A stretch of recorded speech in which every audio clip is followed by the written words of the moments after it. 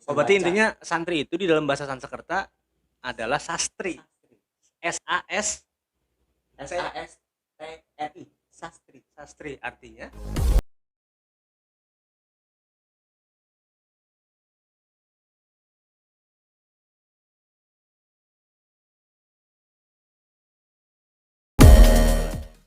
Oke.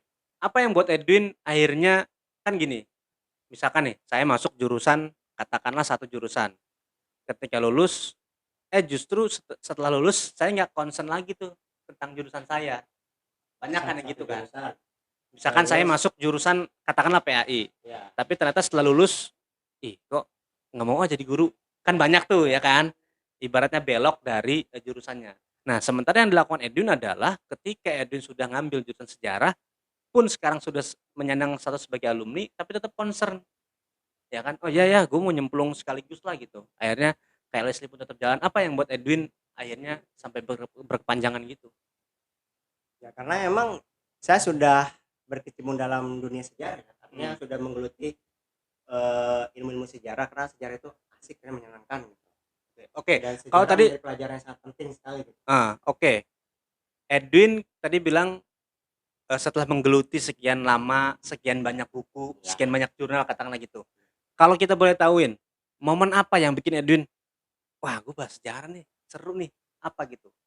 Kalau misalkan katakanlah buku, buku apa gitu kan, momen-momen apa yang bikin Edwin, apa mungkin ketemu senior siapa gitu yang ketika kalimatnya bilang, oh iya, akhirnya menyadarkan Edwin, apa kira-kira? ya, pasti pasti tuh ada ya. Momen-momen, Apa namanya? gitu loh. Kayaknya saya suka nih dengan ini gitu Ya ya. gitu tuh maksudnya. Pasti kan ada kan momennya kan, apa? Ya, karena kan awal tadi tuh saya termasuk mahasiswa yang malas banget baca buku awalnya. Karena kan tadi nyasar Oke, jurusan saya juga sejarah. termasuk malas baca buku. Jangankan buku saya, baca komik aja bingung, dari kanan apa kiri. Bukan ke kiri ya. Iya, bingung. Seperti baca kitab. Iya. Terus apa momennya, Win? Nah, akhirnya ketika itu ada kajian di UKM formasi. Kajian Formasi itu tolong jelasin kan. Federasi Olahraga Mahasiswa Adanya di Universitas Islam Negeri Banten. SMH Banten. Iya. Ya, terus? Nah, kajiannya membahas tentang nasionalisme, tentang Oh. kebangsaan. Heeh. Nah, ada pematerinya ngebahas tentang Soekarno. Kata saya ini orang hebat sekali ya. Oke. Saya tanya orangnya, jurusan apa? Jurusannya bahasa Inggris. Oh, tapi ketika diskusi dia jago Dia ngebahas. ngerti sejarah, itu sejarah Indonesia. Kan Oke. saya sebagai orang yang mahasiswa sejarah, malu yang nggak Iya. tahu sejarah. Ya. Ya akhirnya saya belajar dari beliau itu Oh, jadi tentang awalnya tentang sejarah Soekarno. Akhirnya merembet. jadi momen itu yang bikin Edwin, oh iya kayaknya menarik nih. Ini menarik. Oh gitu. Jadi saya mencari buku tentang Soekarno dulu. Kan dulu karena nggak dengar senior tadi. Tadi. Oke, ya ya ya ya. Berarti berkelanjutan dari itulah, ya sambung menyambung, maksudnya dari hari ke hari akhirnya Edwin memutuskan untuk mendirikan KLSI. Berarti LSI. momennya didapat ketika bertemu dengan si Abang tadi itu, Ya, ketika diskusi di formasi. Oke. formasi. Oke, jadi memang, apa ya namanya, ada satu kalau bisa kita bilang pelajaran lah ya, banyak orang yang bilang ya belajar nggak harus di kelas aja. Buktinya Edwin juga nemuin, apa namanya, momen momen terbaik lah ya, yang bikin jatuh cinta Edwin terhadap sejarah Sejarah. justru di luar kelas. Benar. Padahal Edwin adalah mahasiswa sejarah. Sejarah. Kan lucu juga ya. Bukan mahasiswa sejarah tapi menemukan momen jatuh cinta kepada sejarah di luar kelas sejarah. Oke oke oke. Karena kan belajar tidak harus di dalam kelas kan. Oke. Apalagi kalau nggak ada dosen, ya masa kita harus pulang Lah, ada tidur dosen enggak? aja kadang tidur. Ya itu mungkin Anda. Kalaupun nggak tidur ya ngelamun lah. Oh, oke oke. Ngayal ya, Heeh. ngayal. Kalau gituin, sejarah apa yang bikin Edwin jatuh cinta sama sejarah? Maksudnya kan ada tuh misalkan, apa ya namanya, sejarah dari Bung Karno apa yang bisa share lah, yang kayaknya teringat di memori, ada nggak? Banyak Mas. Misalkan Yang paling terkenang apa? saya ingat kata-kata Bung Karno, eee, jas merah. Jas merah, merah. Tahu Anda jas merah? Jangan sekali-kali melupakan sejarah. Nah, itu pidato Bung Karno tahun 1966. Tahun 1966. 66. Pidato terakhir Bung Karno sebelum lengser dari presiden. Nah, berarti kayaknya kata-kata ini penting itu. Karena setelah Terus. nah makanya kayak kata-kata sejarah ini sangat penting dan bermakna gitu. Baik kehidupan kita sebagai berbangsa dan bernegara. Meskipun memang latar belakang kita adalah santri. Jadi sejarah itu penting. Sejarah itu penting karena Sejarah adalah guru kehidupan. sejarah adalah guru kehidupan. Bukan bagaimana kita mempelajari sejarah, tapi bagaimana kita Berguru bisa pada sejarah. belajar dari sejarah. Bukan bagaimana kita mempelajari sejarah, Tapi bagaimana kita belajar dari sejarah. Nah, kalau posisi sejarahnya kayak tadi, diedit atau apa namanya? Dibohongi. Iya, dibohongi gitu. Dimanipulasi. Ya, berarti harus dikaji. Kita tetap harus menerima sejarah yang pahit, sejarah yang manis. Yang pahit itu harus terima. Ini menarik nih. Berarti sejarah pasti dong ada waktunya orang itu jadi kalah, jadi menang. Nah. Gitu ya. Jadi sejarah itu yang pahit, yang manis, ya udah ya sejarah kita ya kita kaji gitu. Iya benar. Jangan cuma yang diceritain yang manis-manisnya aja. Tetap kita harus benarkan sejarah itu. Oke, sebagai cerminan kita. Betul. Sebagai pembelajaran juga. Tadi sejarah adalah guru kehidupan. Sejarah adalah kehidupan. Luar biasa. Saya tepuk tangan dulu. Tidak ada yang. Oke. Terus kaitannya tadi kan kita banyak bicara tentang mahasiswa lah ya. Jurusan Edun tentang mahasiswanya ada diskusi segala macam perjalanan panjang. Nah sekarang kita mundur jauh ke belakang Win. Masalah lagi. Katakanlah kita benang merahnya adalah kita sebagai seorang santri. Seberapa penting seorang santri memahami sejarah? Menurut Edwin, karena Edwin selama ini sudah bertahun-tahun kuliah kan? Iya. Bahkan lama jadi santri deh. Lama jadi santri. Nggak tahu saya santri atau bukan. Oke, bukan gitu. Seberapa penting santri memahami sejarah? Penting, sangat penting. Karena dalam Al-Quran juga banyak menceritakan tentang kisah-kisah masa lalu. Dalam hadis pun menceritakan tentang perjuangan Islam. Nah, itu kan sudah menjadi landasan kita sebagai landasan konkret, jelas. Landasan kita sebagai umat muslim, sebagai santri harus mempelajari sejarah. Karena tadi bangsa Indonesia ini ya diperjuangkan oleh santri juga. Kenapa ketika itu Hasyim Asy'ari, Kiai Haji Hasyim Asy'ari mengeluarkan resolusi jihad ya, Oktober, tanggal 22 Oktober nanti akan ada hari santri nasional. Nah, itu kan yang memperjuangkan kaum santri. Kiai dan santri-santri. Jadi kalau ditanya seberapa penting seorang santri memahami sejarah, sangat penting. Karena khawatir kalau santri nggak paham sejarah, nanti ketika demo-demo rusuh-rusuh gitu, ini acuannya di mana nih? Jadi harus jangan cuma demo tapi juga ngerti. Ngerti. Ya ibaratnya itu loh kepalanya diisi gitu loh maksudnya. Karena kan santri itu kan kalau dalam bahasa Sanskerta ya. Oke, ini menarik sekali, ini baru sejarah sekali. Terus itu kan diambil dari bahasa Sanskerta, artinya sastri, ya, artinya melek huruf. Sastri, saya baru dengar. Sastri, melek huruf. Berarti intinya santri itu di dalam bahasa Sanskerta adalah sastri. S-A-S-T-R-I.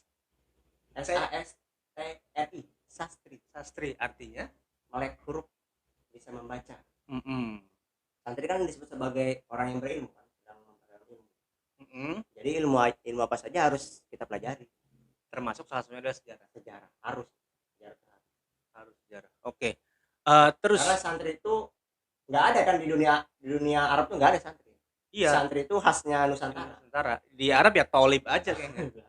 Tolib. Mereka penting kan santri itu. Oke. Jadi saya juga tadi baru tahu tadi santri Sanskertanya adalah sastri. Sastri itu artinya melek huruf, bisa membaca kitab. Karena kan sastri itu sebelum Islam masuk itu santri itu bahasa santri sebelum Islam masuk itu sudah ada. Zaman Hindu Buddha itu sudah ada. Zaman Hindu Buddha sudah ada. Tapi sastri. Sanskerta itu kan zaman pada bahasa Hindu Buddha dari India. Berarti udah ada orang pecian gitu nggak? Nggak ada. Beda. Oh sekarang aja. Tapi yang jelas istilah itu sudah ada. Sastri itu satu istri. Bukan. Banyak sih kalau berbicara pengertian santri itu banyak. Salah satunya itu. Ya, itu kan salah satunya. Misalkan di bukunya Nurholis Majid misalkan mengatakan santri itu berasal dari bahasa Jawa. Cantrik menurut Majid ya. Orang atau murid yang ikut gurunya. Santri ikut kebenaran ya. Kejahatan. Iya.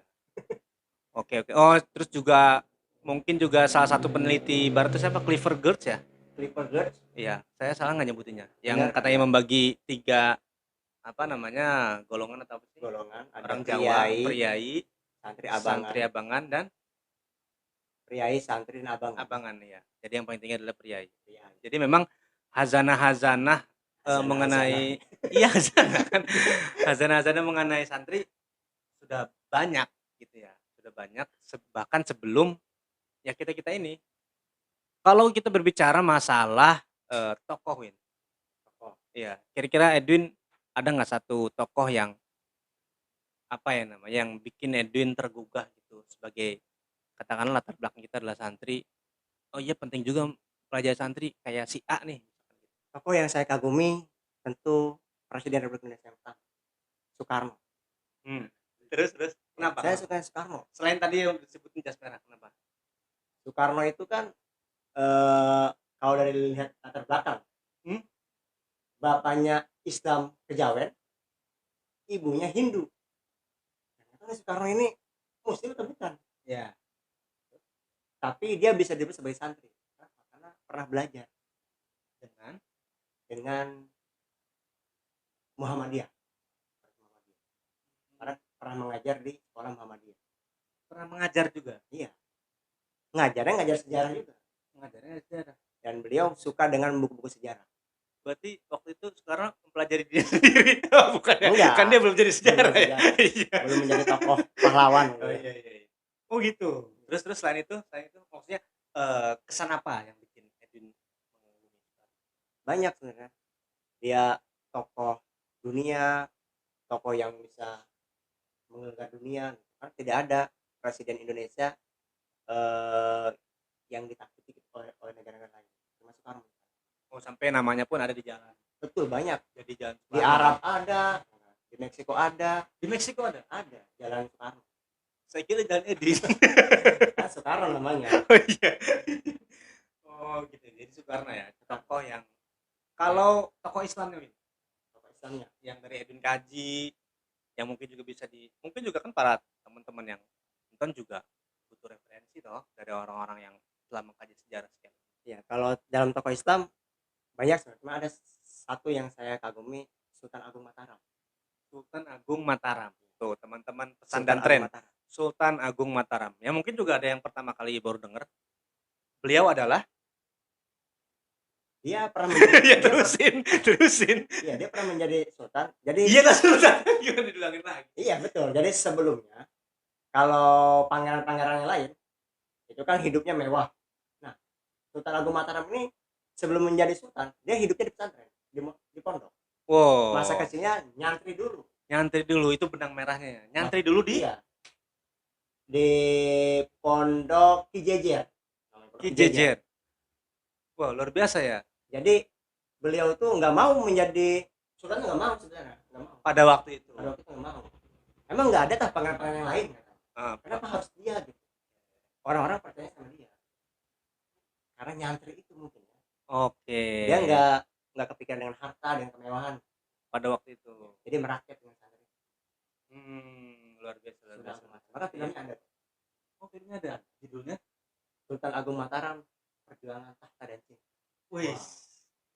Mengenai tentang perjuangan Sultan Mataram dan cintanya yang ketika itu nggak jadi. Karena dijodohin sama kerajaan. Jadi Sultan Agung Mataram itu suka dengan santri di situ. Tapi karena kan yang namanya kerajaan kan itu jodoh-jodohin. Iya. Mungkin dia muter-muter aja pokoknya lagi nikahnya sama santri biasa. Iya. Oh pada waktu itu Sultan Mataram nikahnya sama yang kerajaan lagi, yang kaum bangsawan lagi. Oh perempuan yang dia sukai waktu itu. Yang disukai di santri itu, di pondok itu ada. Oke. Iya. Jadi saya juga sebenarnya baru dengar juga Sultan Agung Mataram. Nonton berarti benar. Siap. Sultan Agung Mataram. Oke. Perjuangan Tahta dan Cinta. Menarik sekali ya pembahasan kita pada kali ini ya, banyak banyak isi, banyak nutrisi, banyak gizi juga, banyak vitamin, pesan dan juga banyak juga membahas tentang masa lalu tentunya. Tapi juga jangan dilupakan bahwa masa lalu dan sejarah itu berbeda.